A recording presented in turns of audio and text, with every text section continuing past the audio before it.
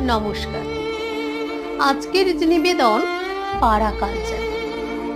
বছর 20 আগেও পাড়াগুলোতে পাড়া কালচার ছিল, আর ছিল রোয়াক।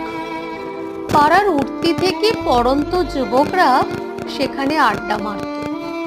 সাথে ছিল চা আর কাউন্টার করে খাওয়া সিগারেট, আর মাঝে মধ্যে টুকটাক তেলে ভাজা কি ঝালমুড়ি। ওয়াও মোমো বা মন জিনিস তখনও ভবিষ্যতের গর্বে। রেস্তোরাঁ কালচার তখনও বাঙালির জীবনযাত্রায় প্রবেশ করেনি। পাড়ার যুবকদের একটা করে ভালো নাম ছিল ঠিকই, কিন্তু সেগুলো কেবল স্কুল কলেজে ব্যবহার হওয়ার জন্য। পাড়ার মধ্যে তারা হাবলু, পটলা, বাপি নামেই পরিচিত ছিল। কখনো কখনো চেহারার বৈশিষ্ট্য অনুসারে নাম দেয়া হতো।